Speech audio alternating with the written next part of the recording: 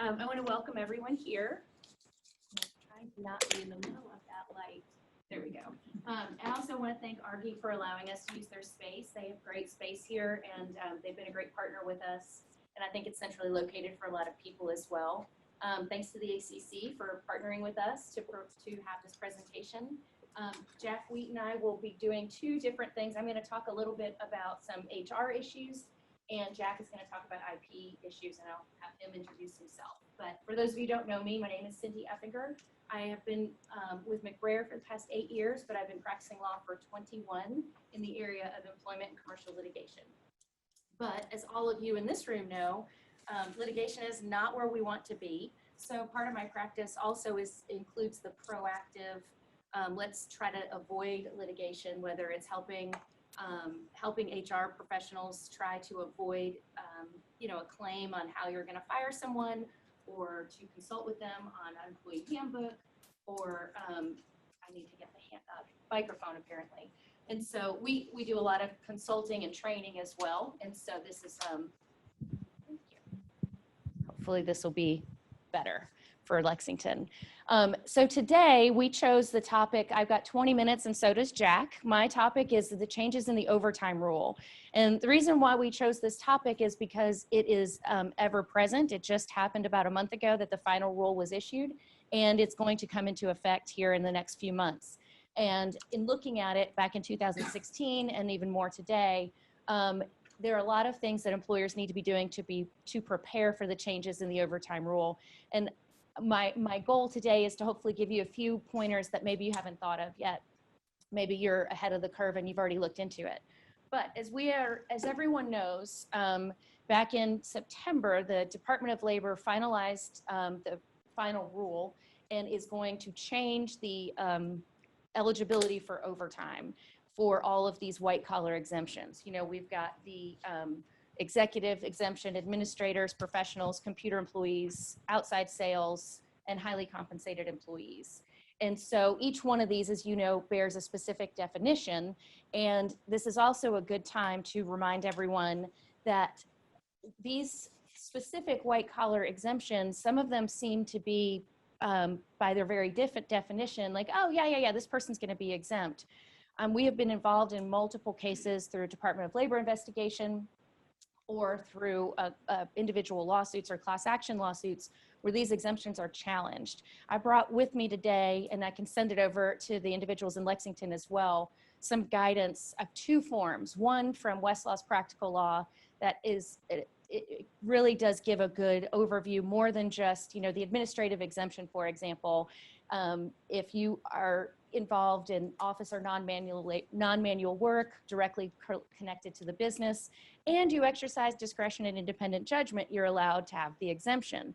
So most people say, well, sure, my assistant, my manager, my whoever it is, exercises discretion and independent judgment, because it's a very broad term, but it actually is very specifically defined. And so there is a great practical law article that I brought with me. And I also brought a checklist that I found several months ago that is very useful in interviewing your employees to, it's not just you exercise discretion, it actually gives very specific examples of ways. And I think that is helpful not only for you, but more importantly for your managers who are involved in classifying your individuals as exempt or non-exempt, so that we don't get in trouble at some point. Because it just takes one employee to go to the Department of Labor and say, I've been misclassified, for the Department of Labor to come in, or a lawsuit to come in, and then we deal with these exemptions and misclassification. So in addition to those duties, as everybody knows, they must also, to get the exemption, you must also meet the salary threshold. Currently, the salary threshold is $455 a week, or $23,600 a year.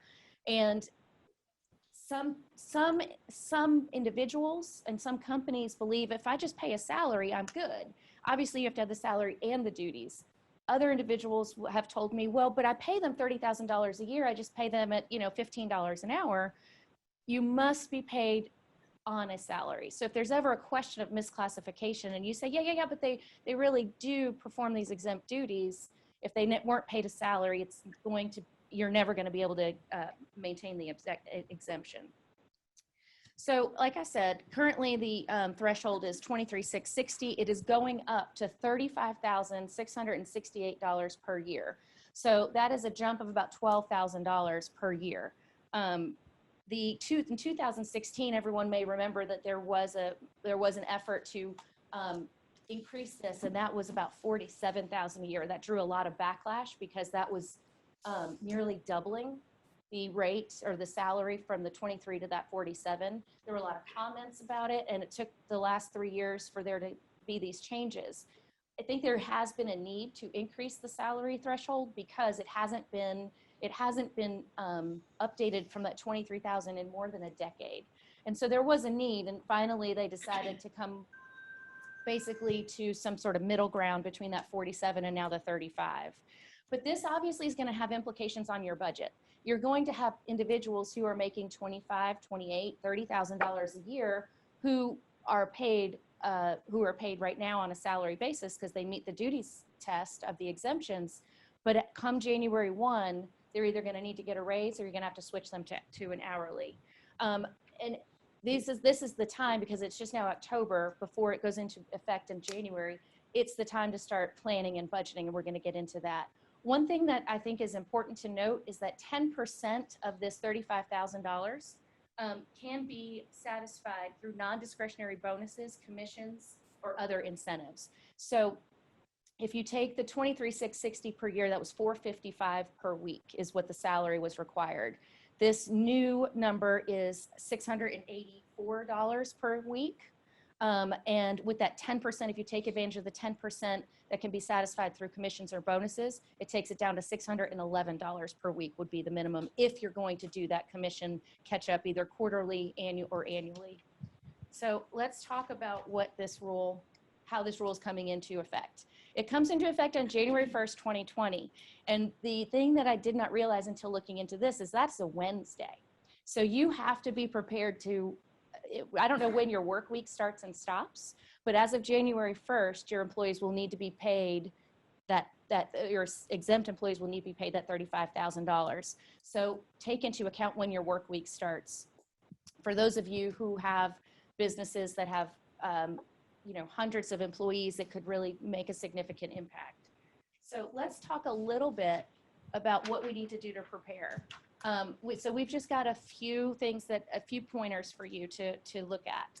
So like I said, let's identify every individual that you currently have as exempt that is under this $35,568 threshold. If you make a list of all those individuals, you can see how many people you're either going to have to raise or convert to an hourly rate. More importantly, this is a great time to review your job descriptions to make sure that these individuals are properly classified as exempt. And that's where I think the checklist that I've brought could come into could be handy. But identify all of those individuals, review those job descriptions, and let's talk to the managers. Let's talk to our individuals and see what duties they are performing. You might find that a job has changed slightly over the course of the last year or two. That might take it from an exempt to a non-exempt, or maybe the opposite, from a non-exempt to an exempt position. So it's a really good way to update yourself on what's actually going on with your employees. And finally, if you have these individuals that are making between $23,000 and $35,000, I want to know how many hours of overtime you're actually working. Are they working more than 40 hours a week? I know that sounds odd to say overtime, we talk about an exempt employee, but if this is a person that is threatened to become hourly, then we need to know what is our budgetary cost associated with this. So if you've got someone who makes $30,000 per year and never, ever, ever works more than 40 hours a week, you may or may not want to switch them to bump them up to the $35,000 salary. If it's an individual that works 5 to 10 hours a week of over 40, that might be a closer call. And so I think I've done some math, which is, I'm going to try to write it down because I think it's a little bit easier than telling you orally, at least if you're anything like me in math. But let's talk for just a second. So obviously, if you've got individuals that are making under $35,000, you're either going to have to give them a raise to that $35,000 salary, or you're going to have to switch them to an hourly rate. What happens when you switch them to hourly? They need lunch breaks. You can't call them after work. You can't text them after work. You can't expect them without being paid. So you have to figure out what is the impact on your business if we switch these individuals to hourly. I also don't want you to forget a morale buster, that you have someone who had this salaried position, and does that come with some prestige if they switch to hourly? Do you have individuals that are currently in this exempt position but rarely hit 38 hours a week because they take advantage of you, and they might come in late and leave early because you got to pay them for the whole week anyway? And are these individuals all of a sudden going to start working overtime if you switch them to an hourly rate? So what is the close call? I'm going to see if I can do this without messing it up.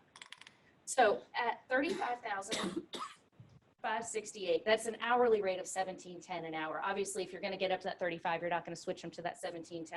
But here's the close call. If you've got an individual who's an exempt individual earning $30,000 per year, that is an hourly rate of $14.42 and an overtime rate of $21.63. So if you decided, I'm not going to raise this individual to the $35,000 salary, I'm going to switch them to hourly because I don't want to give them a $5,000 raise, or I've got 18 people in this category, that's just too much, it's a budget buster. So you're now going to have to pay them $14.42 an hour, and if they work overtime, $21.63 an hour. If you have an average overtime for this individual of 5 to 10 hours a week, so if this individual is now going to work as an exempt employee, they work 45 to 50 hours, and you can expect as an hourly employee they're going to work the same 45 to 50 hours. That is going to be in overtime anywhere between $37.49 at that 5 hours to $74.98 per year. So if you add if they only work 5 hours of overtime every week, and that's for 52 weeks, so it's a little exaggerated, you're going to pay them $33,000 at the end of the year. So you're under, right? You're under that $35,000. If they work 10 hours overtime every week for 52 weeks, you're going to pay them $37,000. So your budget is over that $35,000 salary. This $30,000 range, that $30,000 manager, there are a lot of organizations that have managers within that range. This becomes a tough call because you have to decide, am I going to give them the $5,000 raise and protect against the maybe $7,000 in overtime I could pay, or is this something that I'm willing to put them on an hourly basis, and maybe I won't have to worry about the overtime? That's why you have to identify at the beginning how many individuals are between that $23,000 and $35,000. You have to identify how many hours of overtime you can expect them to work so that you can analyze your budget to determine whether this is a good move. And for individual organizations that have hundreds of employees or even tens of employees that fit in this, it could really, really, really bust your budget. And it's something you should be talking about now. So fortunately, we've got a couple of months before it goes into play. And a lot of companies are on a calendar year, fiscal year. So this is actually good timing for some of you. It's just, if some of you may not have this problem, some of you might only have a handful of employees and it's no problem to either give the raise or convert them to hourly. But a lot of the companies that I have seen are struggling with, what do we do with this $30,000 employee? Is it someone that is going to need, that we don't need to spend the extra $5,000 on this category? Or is it someone that we would prefer to go ahead and give that raise? And we just need to remember all the considerations, the morale issues, the issues of whether they're going to abuse the overtime and go far in excess of that $7,000. And those are the types of things that I think in reviewing, I don't think it's as simple as, okay, everybody who was making under 35 has to get raised. I think we have to think about a few other things as well. This is also a really good time because of this to review your off-the-clock policies, your timekeeping policies. Make sure that we remind these supervisors about what communications we can have with our employees that are hourly, off the clock or after hours. If you're going to make some conversions from a salary or from an exempt to a non-exempt position, obviously we have to communicate that not only to the individuals who are affected, but also their managers, so that they know that this is a person that this supervisor regularly communicated with after hours, and now that person's going to have compensable time. So we've got to have communication top to bottom. We also need to identify when we're just trying to decide what we're going to do. In my example with the $30,000 employee, is it someone that the supervisor relies upon after hours? Are there lots of text messages that if we switch them, it's going to definitely put them into overtime? How often do you call this $30,000 supervisor back into the store after their shift ends? Is it someone that really does do a lot of what would otherwise be called off the clock work? How do you keep track? If you end up switching this person to an hourly, how do we keep track? Do we have good timekeeping systems? Do we trust our individuals to accurately keep this time, especially someone who hasn't kept time for months or years because they have been on a salary? And then I want to know how all of this will factor into that average 5 to 10 hours of overtime. If this person was just reporting to you, yeah, I probably work 45 to 50 hours a week. Does that include these sort of after or off the clock type of activities where they're being called by their managers or they're being asked to come back in at some point? Obviously, we've got everyone is aware of the different types of things that can be compensable time. So if you are switching someone, it's important to make sure everyone knows what is compensable and what is not compensable time if you are a non-exempt individual being paid by the hour. And finally, let's just like I said, it's a great time to look at your job descriptions. It's a good time to review your timekeeping policies and how to communicate with your employees, any changes that are going to be made. I want you to review your handbook, make sure that all of their definitions have been updated if you're a company that defines this classification within your handbook. I want to look at your overtime policy. You know, do we have an overtime policy that says you cannot work overtime unless it's authorized? And then what's going to happen?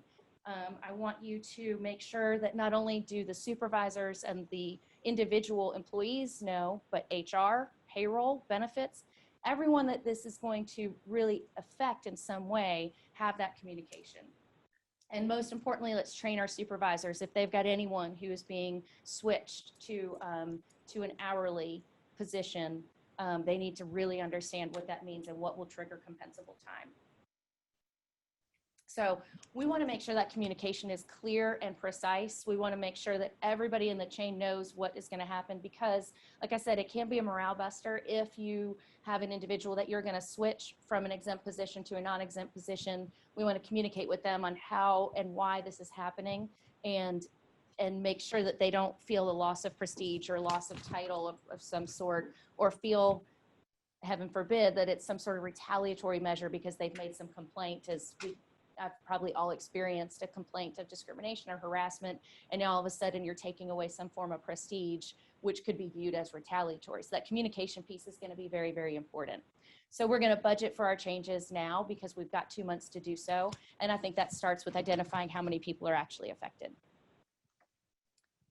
And finally, just a couple of examples. You know, as lawyers, we all want to look at worst case scenario. Obviously, these are incredibly outrageous judgments, but misclassification lawsuits can and will always be driven by the Department of Labor. They'll always be one of the #1 avenues the Department of Labor will seek. And we've got, years ago, insurance adjusters were awarded $90 million in a judgment because they were misclassified. The same with misclassified bank employees winning $22 million. And so the driving force behind this is that attorney fee provision. So once you're in it, if you realize that it's not going to necessarily go your way, the settlement is often driven by the fact that you're not only going to pay your own lawyer, but the plaintiff's lawyer as well. So these misclassification lawsuits, I think, because there's going to be some change in a lot of companies come January, you're going to see a little uptick of it within the next year because there will be some mistakes made along the way, which is why we try to get ahead of it now. And finally, as everyone probably knows, there are also criminal penalties for willful violations. And in this particular example, in Minnesota, the president of a sheetrock company was sentenced to 2 years in prison for failing to pay overtime intentionally.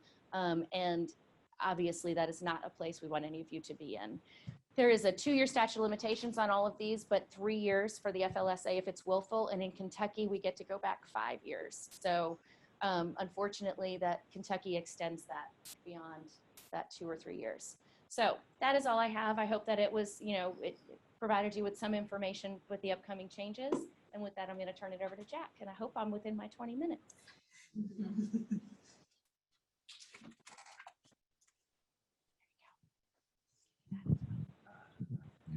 You're going to stay there? Okay. Good morning, everyone. I'm Jack Tweed. I head up the IP work at Greater. Great audience here. I have 2 clients in the audience here in Louisville and one of our IP clients on the guest list in Lexington. So that's gratifying. And clients, don't worry, I'm not billing you for this time. Again, I head up the IP work at McBrayer. I've been with McBrayer since January 1, 2016. Before that, I spent 16 years as the head of the IP group at Stites and Harbison. Before that, I managed an IP firm in Louisville that merged into Stites and Harbison. My first day at McBrayer was January 1, 2016. Began it with a real bang. I was at Vanderbilt in the hospital on an operating table. Surgeons cutting my chest open. What a way to start a new job. They did a great job. The rehab took. They taught me how to exercise. I feel better than ever. My wife's just as critical, but I've learned to ignore her, and I feel better than ever, and I'm enjoying what I'm doing. Let's teach you all about IP.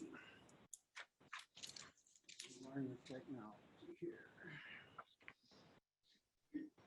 Bare basics. I'm going to try to condense a 3-hour law school class into 20 minutes. So it's going to be really, really basic, but get with me with questions if you have any later. My objective, to help you not feel like an idiot at a cocktail party if the subject of intellectual property comes up. So you'll know enough basics to carry on a conversation. So that's going to include things like, what is intellectual property? You all had property in law school. What's property? I remember my first day in law school, the property one professor starting the class saying, what is property? You got questions like, well, it's things you own or land or a house or a car. No, those are the things that are the subject of property law. But what is property? Anyone remember? Is it a bundle of sticks, Jack? A bundle of sticks. Does that sound familiar? Remember what some of those sticks are? The right to exclude people if they're on your property, the right to transfer your property to others, the right to devise it to heirs, the right to rent it to people. Okay, IP is the same thing.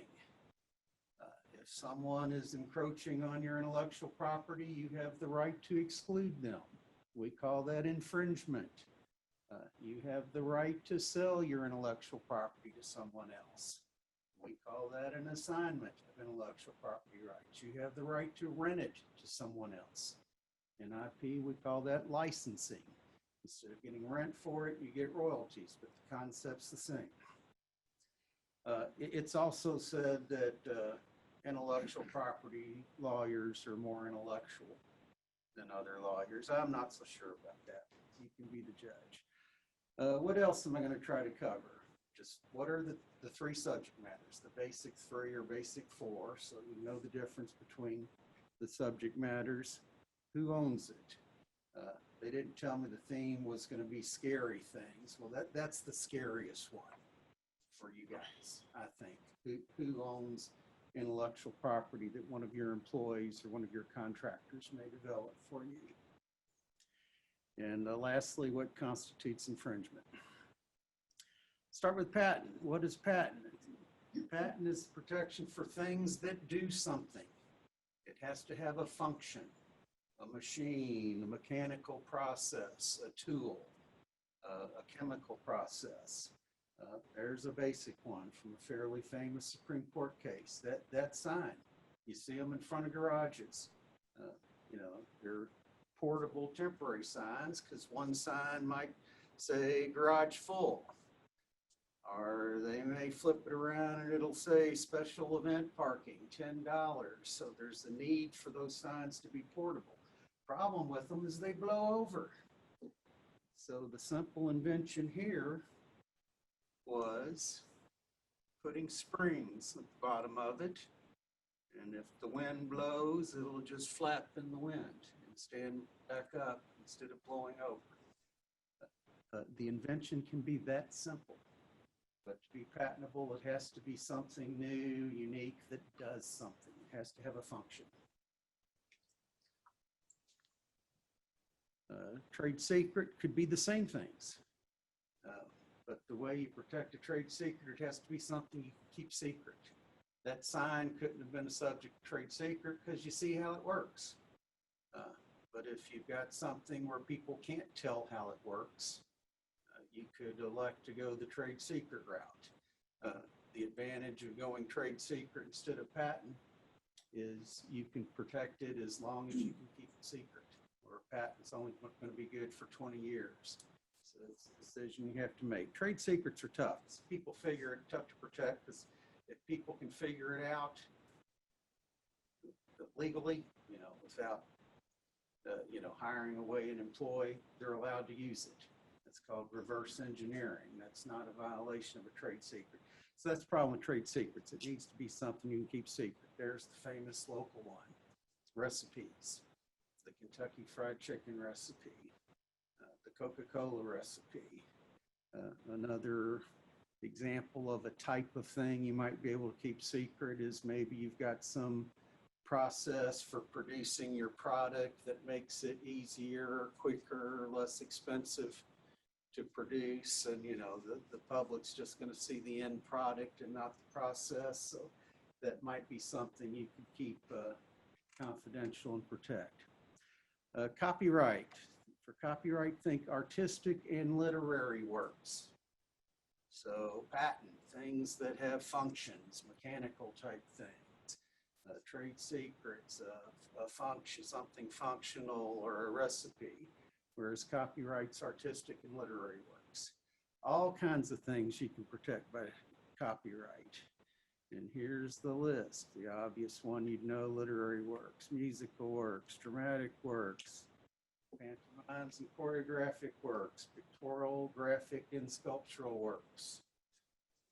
For that one, think your advertising, pictorial works. You might often fall in that category. Motion pictures and audiovisual works, sound recordings, architectural works.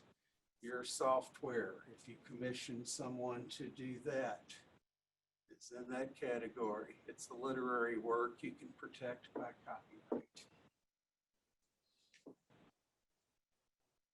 Trademark. This is the fun one. This is where I spend most of my time. Trademark, think signature for a product or a business. It's the thing that helps that business differentiate its business or its product from the competitor's product.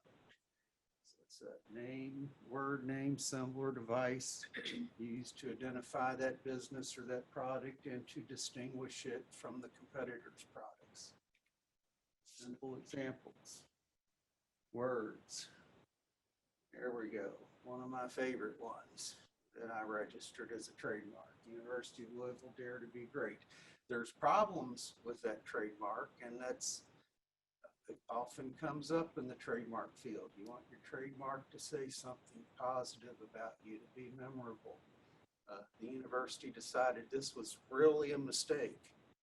Anybody know what's wrong with that trademark?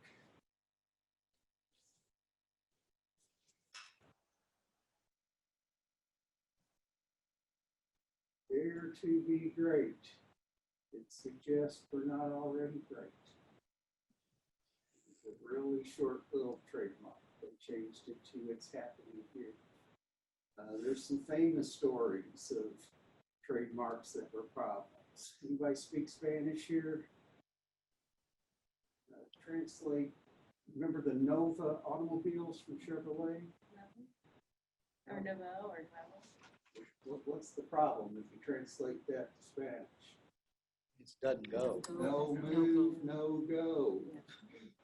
No. Not the trademark you'd want for an automobile.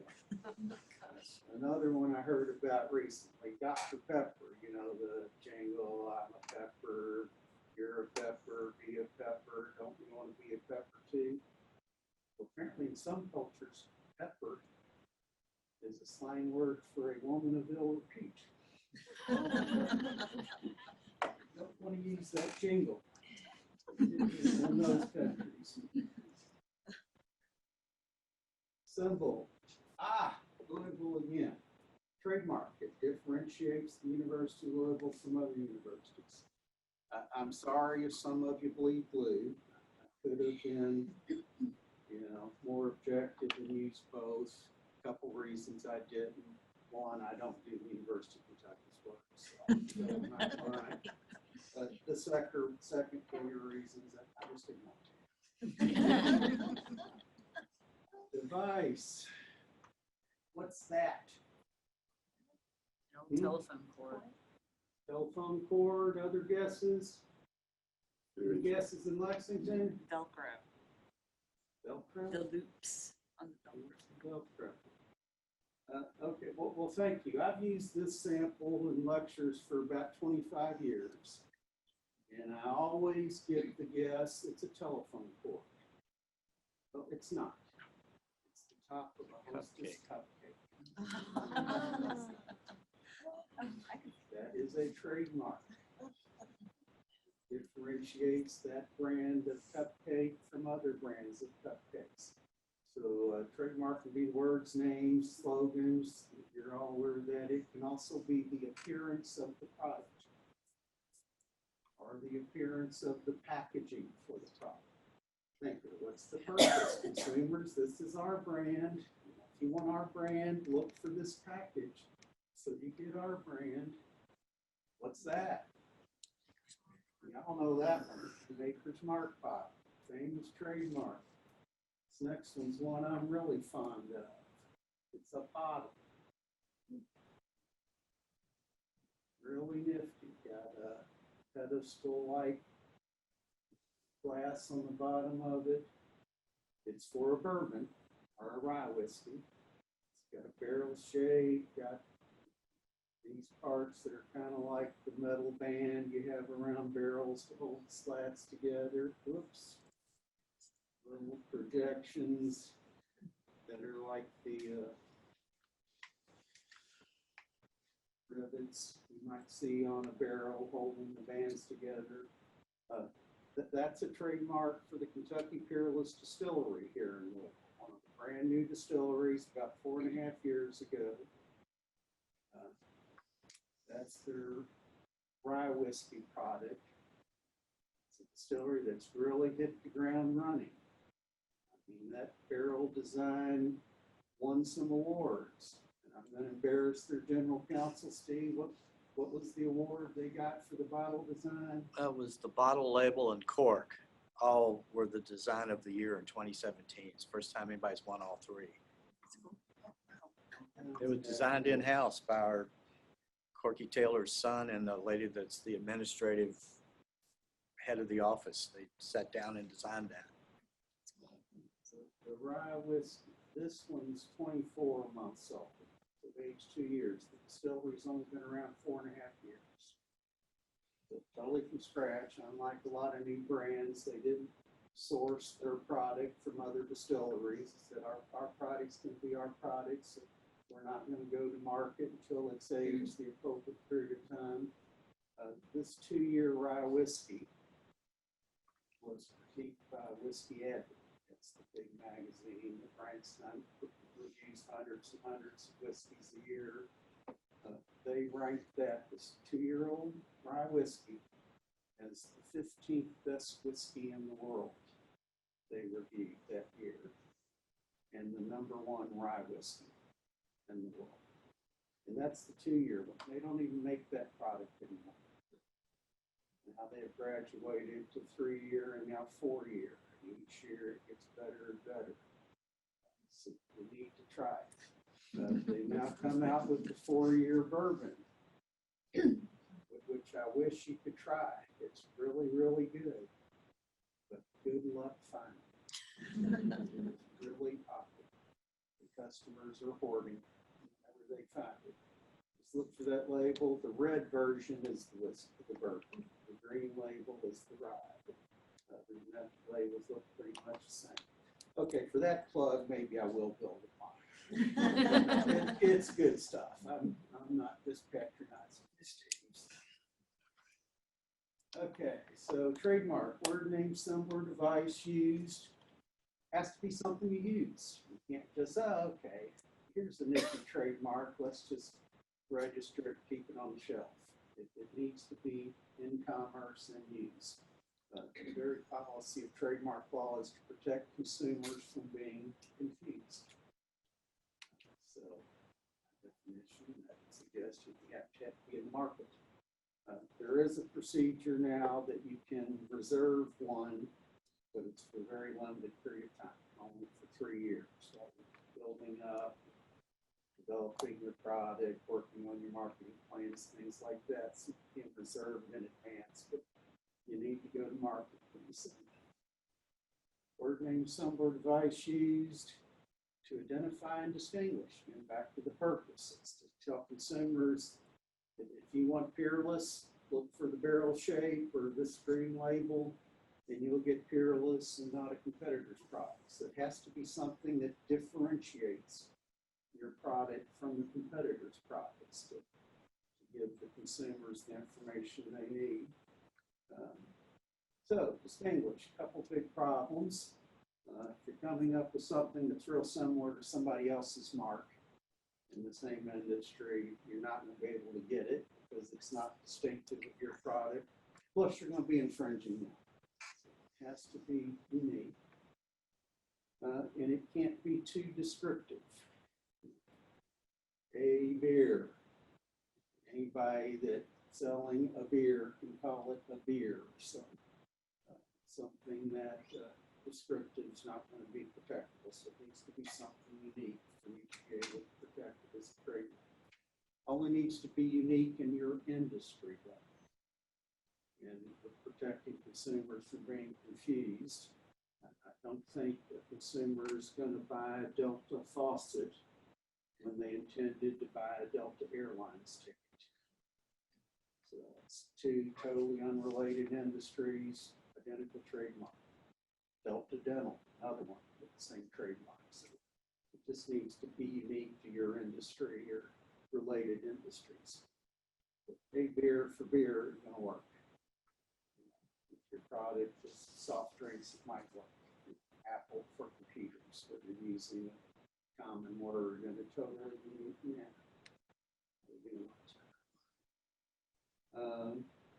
Against the grain, a brewery here in town, the A Beer is one of theirs. There's one of their marks that is protectable. Citra ass down for beer. And actually, that one's half descriptive. Citra is a type of hops. So lots of beers could say they have Citra. You know? But the other two words they add makes that a unique, distinctive term. Who owns? Okay, here I think is the scariest part for in-house counsel. So pay attention for a couple minutes. Patent is the one who invents it. If it's one of your employees, do you think you own it? You're not the inventor. Your employee is. The exception to that is if that employee was hired to invent that product, you're going to own it. But if you know, hey, you're hired for R&D, we do air conditioners, play, see what you come up with. Come up with some nifty new feature for an air conditioner. The employer doesn't own the patent rights. The employee could walk and patent it, him or herself. The way you avoid that is in the employment agreement. Have a provision requiring them to assign to you anything they create or develop for you. Real simple form language, but If you don't have it in your agreement, you might get embarrassed down the road one of these days. Trade secrets, ownership's typically contract-based. You know, you're hiring your R&D people saying, you know, we work on confidential stuff, keep it secret, you're contractually obligated to keep it secret, but it can be implied, whether it's protectable by trade secret. Copyright, here's where people really get in trouble a lot from the ownership perspective. The default is the author is the owner of the copyright rights in whatever they develop. Where the issue arises is when you use an outside contractor, which all of you do. An ad agency, a software consultant, those aren't employees. In the copyright arena, if it's done by an employee in the scope of their employment, the employer owns the copyright. But if it's an outside contractor, the company that hired the contractor does not own the copyright. Your ad agency could do a great piece for you, and then you go sell it to one of your competitors in another city. Same ad layout, same ad text. So the outside contractor owns the copyrights unless there is a written agreement providing that you own the copyright and what they develop for you and they agree to assign it to you. Idiot question for the day. How many outside contractors are willingly going to sign one of those agreements after the fact? It's real easy to get it up front. Hey, we're going to hire you to work on our software and improve it. But sign right here, agreeing we own the copyright and what you come up with for us. So they're real eager to sign up front. After the fact, the counsel I normally give, okay, let them know you want to keep using them, but not unless they agree going forward you own it. And by the way, everything they've done for you before, they agree to assign to you. And normally the outside contractors are willing to sign in that situation. But boy, if you're no longer using them, good luck. I'm sorry. So that's the scariest thing I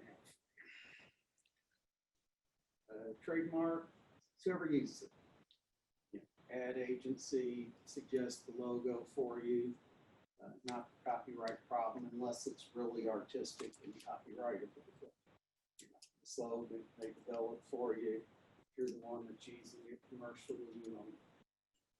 That would be on. So we're shifting gears. Whoops. Back up here. What constitutes infringement? Patent context, it's to an infringer is someone who makes, uses, or sells something that is within the scope of your patent. Okay, that's what the lawsuits are all about. Typically is, okay, what is the scope of the patent? What's it cover? That's typically where the battle is. In fact, the Supreme Court gave us a rule that saying that is a question of law, defining the scope of the patent, and judges should typically decide that before you get to the jury. What this patent covers is a widget that does A, B, C, and D. In infringement, determine whether the accused product does A, B, C, and D. If it just does A, B, and C, but not D, it's not an infringement.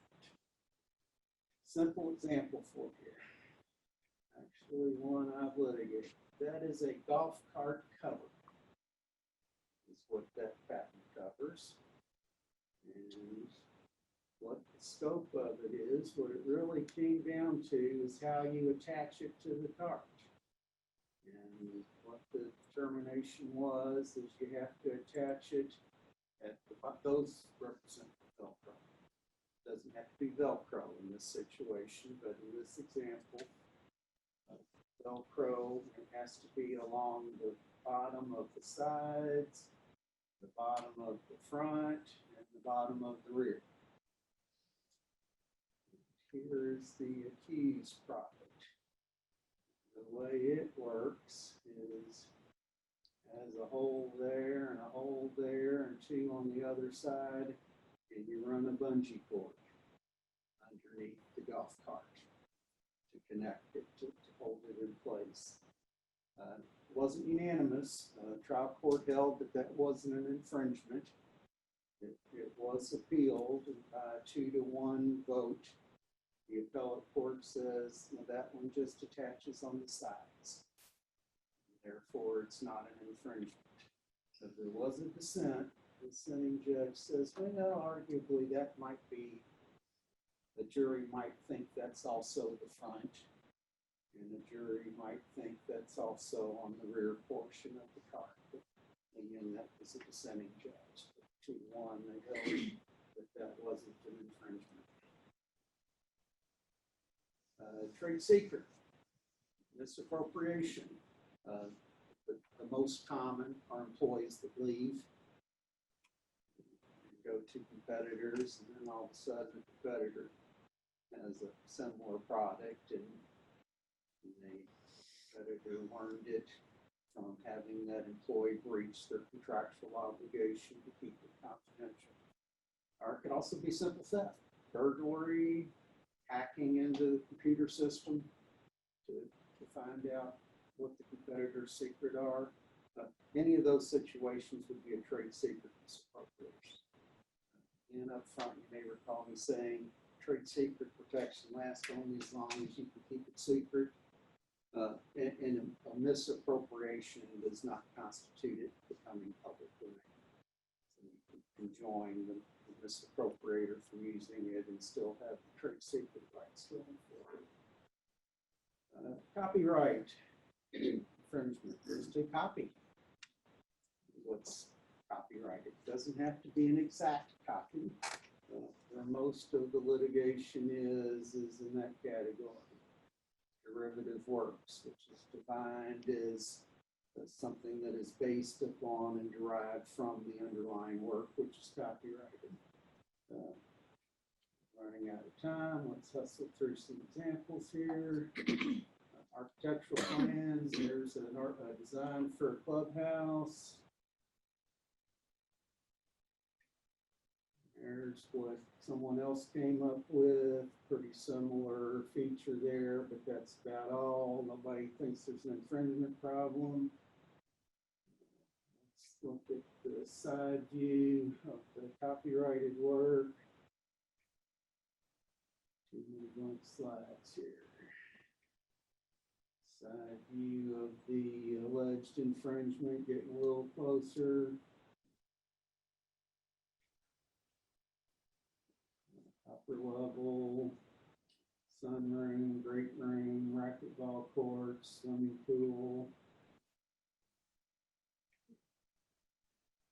Accused, sunroom, great room, racquetball courts, swimming pool. That was determined to be an infringement. Jury trial. Too similar, from based upon the copyrighted work. Ad layout. That's there's lots of infringements of that one. Some of you might remember it got a mannequin there that looks like he's putting the billboard up. His trousers are dropped to his ankles also. That was my job security in the 1980s. That got infringed in about 50 markets in the country. Yes, 80s. I know I don't look that old. Trademark. Again, we're protecting consumers from being confused. Look at a lot of things, you know, is it a unique mark or not? How similar are the accused mark and the trademark? are the same lines of business? Is there evidence consumers are confused? Lots of considerations like that. Uniqueness. Fireball wasn't real happy about this moonshine that used the name Cinnamon Fire. Fireball's a cinnamon flavored whiskey. We said, what's your issue? Everybody has fire, cinnamon product name. Catchfire, Firebolt, Jack Daniels, Tennessee Fire, Early Times Fire Eater. Fireball people went away. Louisville lawyer, one I handled in the early 80s. I know I don't think that. Focus on this heading. This was what the official magazine for the Louisville Bar Association used to look like. Louisville lawyer.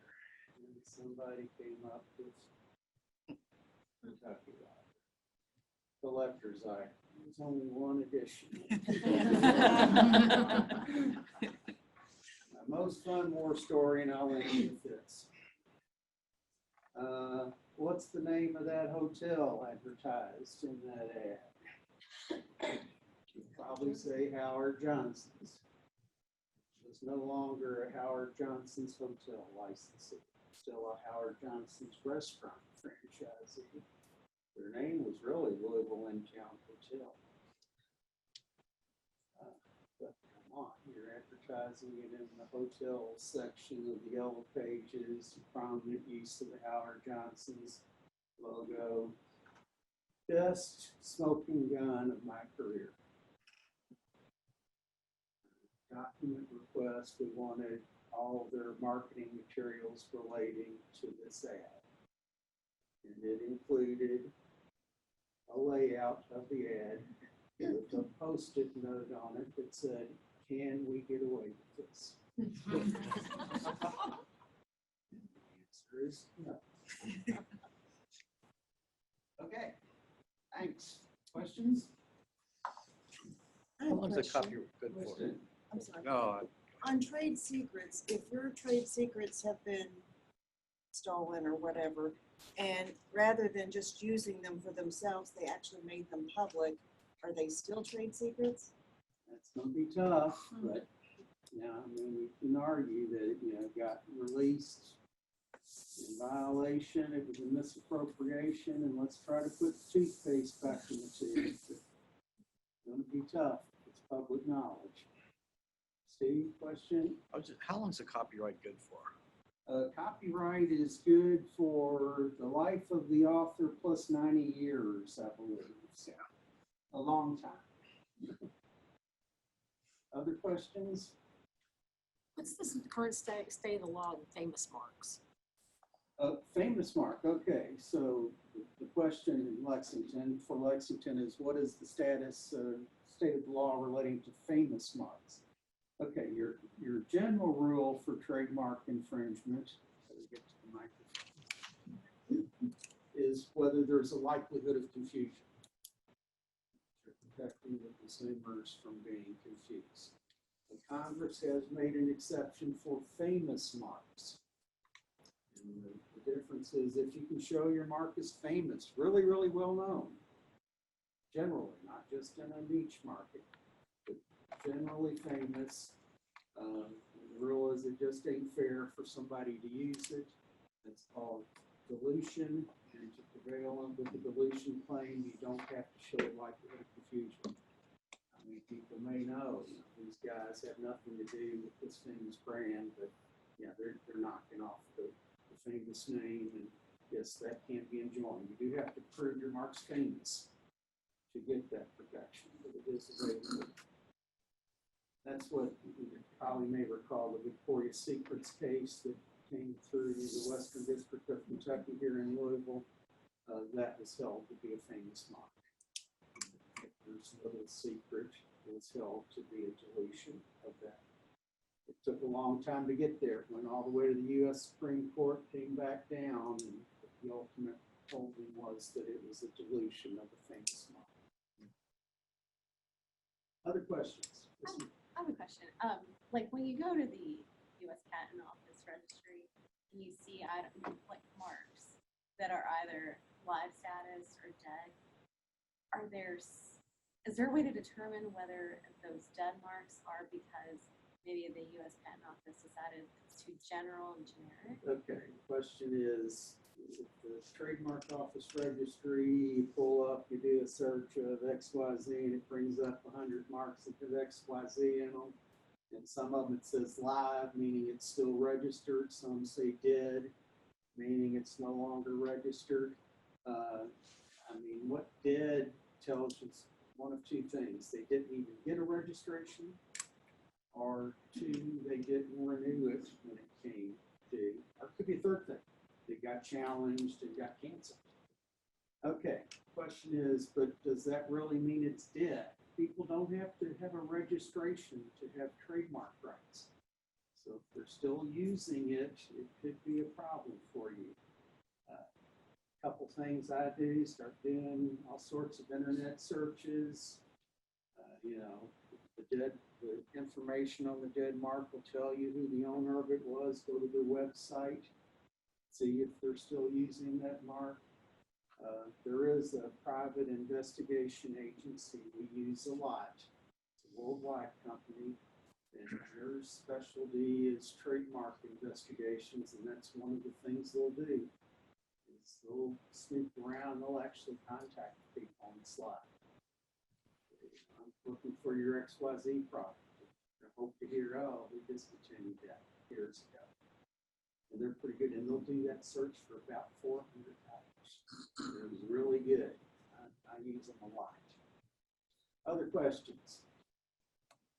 Actually, I'll tell you what, I'll go ahead and jump in.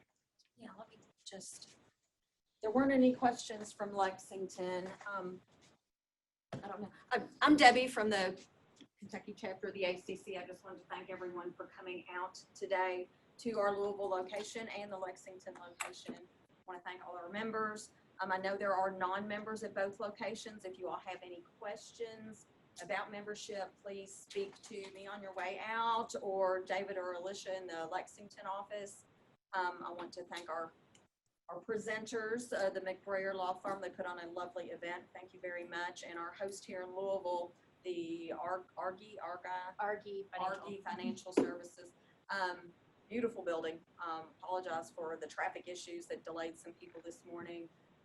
As far as ACC Kentucky goes, we only have one more event this year, and it is our annual summit. It will be on November 7th down at the 21C Museum Hotel in Louisville.